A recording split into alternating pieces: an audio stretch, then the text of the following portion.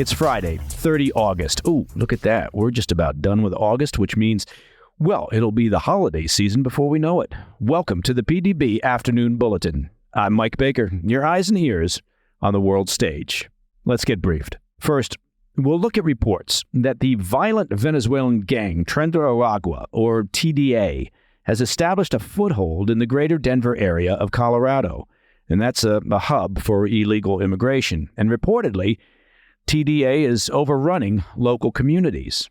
Also, an update on Israel's ongoing operations in the West Bank, where IDF forces have eliminated a senior Hamas commander linked to shooting and bombing attacks in the Palestinian territory. But first, our afternoon spotlight. A violent Venezuelan gang, known for human trafficking and money laundering, is reportedly running wild in Colorado, taking over apartment complexes with weapons and intimidation, and prompting fierce criticism about the capital's status as a sanctuary city for illegal migrants. Reports started circulating on Wednesday that members of the notorious Tren de Aragua gang, or the TDA gang, let's just call them TDA, had overtaken multiple housing complexes in the greater Denver area. In one video captured earlier this month, a crew of gun-wielding men can be seen breaking into units at an apartment complex in the community of Aurora shortly before a shootout that severely injured one person and left residents' cars riddled with bullets. That's not what you want in a neighborhood, according to a report from the New York Post. Aurora City Council member Danielle Jurinsky has been the loudest voice so far, sounding the alarm on the threat, claiming to Axios on Wednesday that TDA has taken over at least 4 apartment complexes in Aurora. She's helped 3 residents move out of complexes in recent weeks, and 5 other people across the community have contacted her to recount stories of the gang's activities, including multiple shootouts. We should note, Denver is a sanctuary city for illegal immigrants, receiving the largest number of migrants per capita across the nation since 2022, with more than 40,000 new arrivals. Now, local officials, including the mayors of both Denver and Aurora, initially attempted to downplay the concerns on Wednesday, calling the incidents isolated without elaborating. Officials said they were aware that some residents at 2 or 3 apartment buildings in the area were being intimidated by a Venezuelan gang, but said reports of a wider risk to the region were exaggerated. Nothing to see here.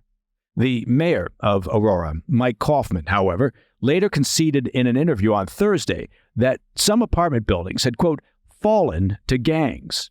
Meanwhile, Democrat Colorado Governor Jared Polis also chimed in, dismissing simmering community anger over the situation and calling the claims of gang infiltration, quote, imagination. Ooh, that'll win over the voters. He then climbed back into his government-provided vehicle, surrounded by his armed security detail, and drove off. But aside from the video evidence, Aurora police released a statement on Wednesday confirming that members of TDA are indeed operating in the region, though they said it was too early to draw definitive conclusions about the situation. They established a task force last week to investigate the threat and said they are, quote, collecting evidence to show the gang is connected to crimes in the area, end quote. Yeah, you need a task force for that, you think? Could it be that the gang is connected to crimes in the area? That's a solid piece of investigative work there. Several city council members said the influx of migrant gangs has been a growing problem for weeks and said city officials are not being truthful with the public. Shocking. Councilwoman Jurinsky said gang activity appeared to increase following the disputed Venezuelan presidential election on July 28th, and of course by disputed I mean stolen, and that police were aware of reports of unknown individuals patrolling apartment properties with guns. That's according to a CBS News report. She claims that local police leadership has instructed personnel that a minimum of 3 to 4 officers are needed to respond to such calls, but if those numbers aren't available, well, the instruction should be to stand down. She accused local leaders of playing politics with public safety, saying they're happier to ignore the problem with a major election just around the corner. Jurinsky also slammed Denver's sanctuary city policies, noting that, quote, the city nonprofits have lined up to help the migrants that have come here, but nobody is helping the Americans that are now trapped in these apartment complexes. In one example, an apartment complex in Aurora was shut down earlier this month, with officials citing code violations. Owners, however, filed court documents claiming they could not conduct the needed repairs because the building had been overrun by migrant gangs. Border officials have been warning for months of the increased infiltration of TDA in cities throughout the U.S. as they take advantage of America's porous southern border. Once arriving in the U.S., they often engage in violent crimes, there's a surprise, such as the murder of Georgia nursing student Laken Riley in February and the shooting of 2 NYPD officers in June. Yeah, if they come across the border and they've already been gang members where they're coming from, it's likely they may continue participating in gang activity. That's probably not rocket science. In April, 3 suspects were arrested in Louisiana in association with a TDA sex trafficking operation spanning several states. In early July, the Biden administration caved to congressional pressure and officially designated Tren de Aragua as a transnational criminal organization. Just a thought, but at some point, hopefully not too far off in the future, when these ideas have been kicked to the curb, we'll look back at the sanctuary city and defund the police movements and ask ourselves, how did we ever account for such stupidity? Coming up after the break, Israel's military operations in the West Bank entered their 3rd day on Friday as news broke that the IDF has neutralized another senior leader of Hamas. I'll be right back. Welcome back to the Afternoon Bulletin.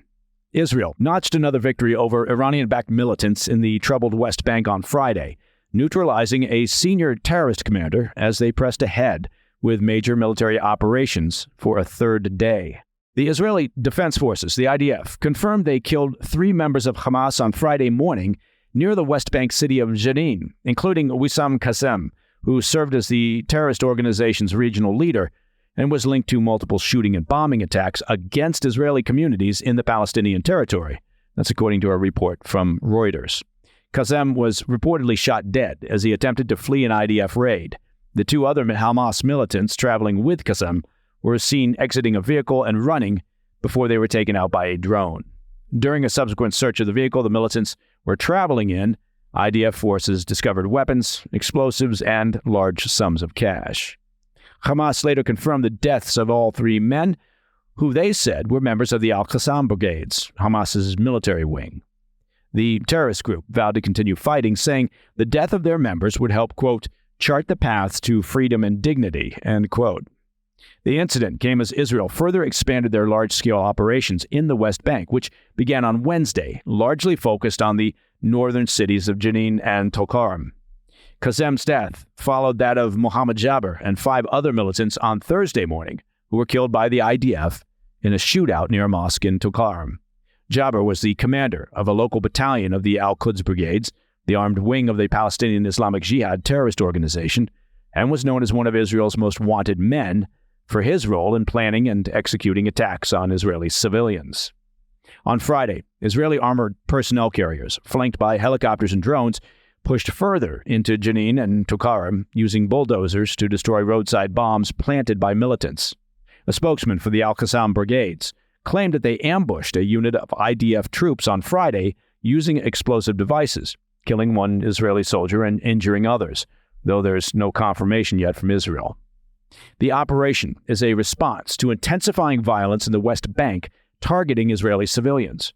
Earlier this week, Israeli Foreign Minister Israel Katz said the threat requires a Gaza-style strategy to destroy Iranian terrorist infrastructure, warning the mullahs in Tehran have been working to establish an eastern front against Israel in the region.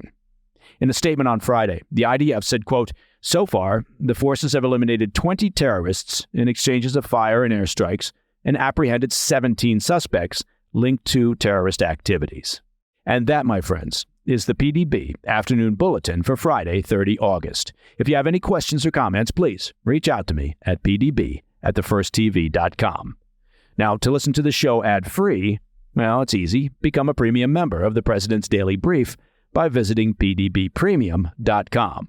And, as you may well know by now, today is Friday, which means that a brand spanking new episode of the PDB Situation Report airs this very evening at 10 p.m. on the First TV.